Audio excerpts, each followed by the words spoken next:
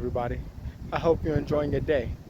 This is one of my tips on how to manage depression in a natural sense, and that's to get outside, especially if you live up north where it's going to get cold and snowy really soon.